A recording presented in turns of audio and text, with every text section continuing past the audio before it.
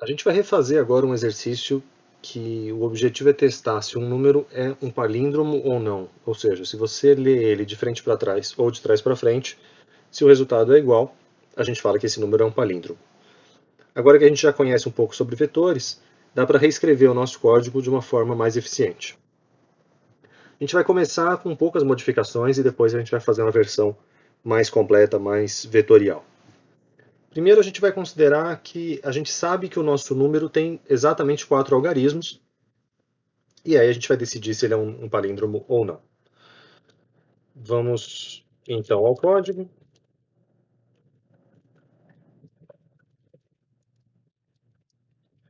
Deixar a nossa função main esperando. A gente vai fazer uma função testa palíndromo, que recebe um certo número e retorna 1 se o número é palíndromo e retorna 0 caso contrário. E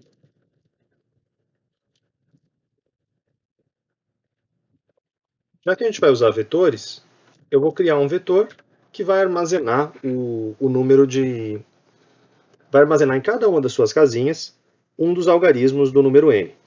E, por enquanto eu vou fazer de uma forma bem manual, bem repetitiva e bem não recomendável do ponto de vista de programação, só para a gente pegar o feeling e daqui a pouco a gente vai fazer melhor. A forma não recomendável é a seguinte: eu vou colocar na última casinha do vetor, sempre tomando cuidado, se o nosso vetor tem 4 elementos, a última casinha dele é a casinha de número 3. Eu vou colocar nessa última casinha o algarismo das unidades. E aí eu vou dividir o meu número por 10 e colocar na próxima casinha o novo número das unidades. Então, para dar um exemplo mais concreto, se a gente começasse com n igual a 1, 2, 3, 4, o resto dessa divisão ia ser o número 4. Na hora que a gente faz essa divisão inteira, o nosso n ia estar valendo 1, 2, 3. Então, o resto aqui vai ser o 3. E aí a gente repete. N dividido por 10. O que quer dizer que o meu n agora está valendo 12. A próxima casinha vai ser n resto por 10. Então, essa casinha vai receber o 2. Eu posso escrever a divisão dessa outra forma, que já é um pouquinho mais curta. E aí me colocar o valor n igual a 1. E, finalmente, a primeira casa de todas vai ser n dividido por 10. Então, aqui a gente separou o nosso n, a gente separou no vetor v. Eu vou colocar um for, só para ilustrar e para a gente testar o nosso programa até aqui. E desde 0 até 4, de 1 em 1, eu vou escrever na tela o valor de cada um dos elementos. E qual é a lógica? Se o primeiro elemento de todos for igual ao último, lembrando que o último é o número 3, e o segundo for igual ao terceiro, lembrando também que sempre tem que começar a contagem do zero, então se essas duas condições forem satisfeitas, esse número é um palíndromo, a gente vai retornar 1. Caso contrário, o número não é um palíndromo, a gente vai retornar 0. Eu vou colocar a chave aqui só para manter a simetria, mas a rigor ela nem seria necessária. Esse é o nosso programa, uma primeira versão ainda muito parecida com o que a gente tinha feito antes, sem usar vetores. Eu posso testar esse programa com o número A igual a exatamente esse que a gente estava usando como exemplo. E aí, se testa palíndromo de A, se o resultado dessa função for igual a 1, nesse caso, eu vou escrever na tela,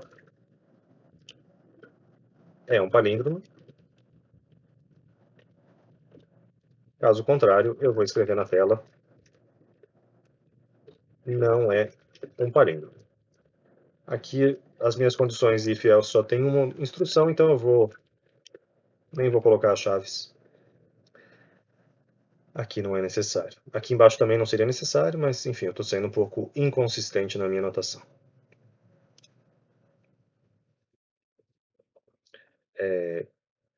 E aqui o meu printf está errado porque eu esqueci de escrever. Aqui faltou o A. E aqui faltou o A. Mas a gente está vendo que o nosso... Vou colocar um barra N também para facilitar a leitura. O nosso printf que está lá dentro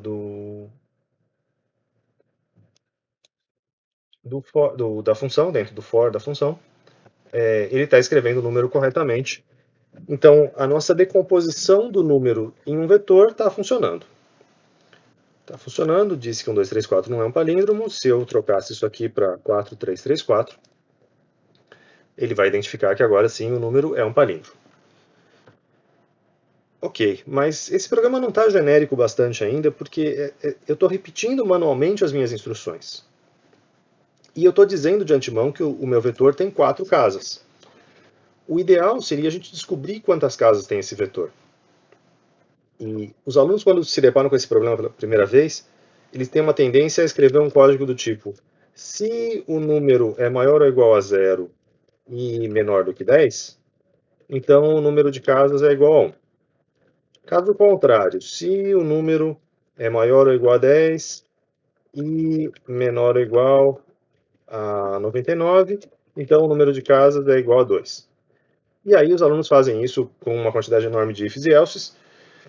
Isso funciona em alguns casos, ok. Mas não é um bom programa porque sempre vai ter um número. O número pode ser ainda maior do que o aluno escreveu e poderia não cair em nenhum desses ifs e elses já escritos.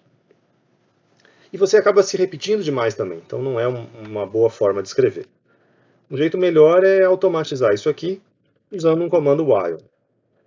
E se a gente perceber qual é o padrão que a gente fez aqui, conforme o nosso número n foi diminuindo, a gente só parou porque se a gente tivesse escrito mais uma vez n dividido por 10, isso aqui ia dar zero. Então, a gente tenderia a escrever alguma coisa assim: enquanto n for maior do que zero, faça alguma operação. Mas eu não vou escrever exatamente dessa forma, porque se eu tiver aqui dentro n recebe n dividido por 10, se eu escrevo assim, eu estou alterando o valor da minha variável n e eu estou perdendo essa informação.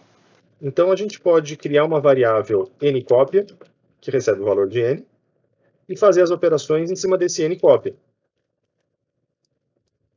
Assim a gente continua sabendo quem é o valor do n. A gente vai ter esse while aqui, simplesmente para calcular quantas casas tem o número. Inicialmente a gente não sabe, mas a cada divisão que eu fizer, eu vou incrementar em uma unidade. Então, esse loop aqui, a única função dele é calcular o número de casas. Ele ainda não colocou cada um dos elementos do número n dentro do vetor.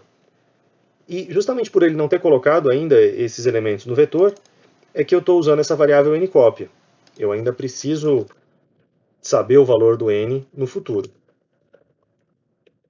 Uma vez que eu sei quantas casas eu vou precisar, eu posso criar o vetor dessa forma.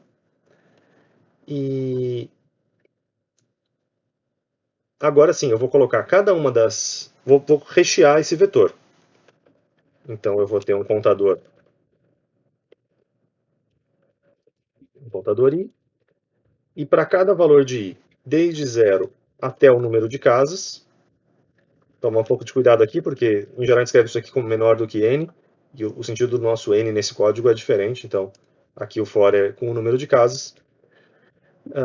Para cada uma desses valores, eu vou querer fazer que o vi recebe n, o algarismo das unidades. Só que se eu fizer dessa forma, o v0, o primeiro valor de todos, vai receber o primeiro algarismo das unidades. O meu número ia ficar invertido. Para eu não fazer ele invertido, tem algumas formas. Uma delas é fazer o meu for ao contrário. Eu posso começar da última casinha, que é casas menos 1, enquanto eu for maior ou igual a zero, incluindo o zero, porque agora eu vou precisar entrar na casa número 0, e menos menos, então eu vou diminuindo o meu contador. Assim eu vou colocar o primeiro valor de todos na última casinha. E eu atualizo o valor de n, conforme a gente tinha feito anteriormente.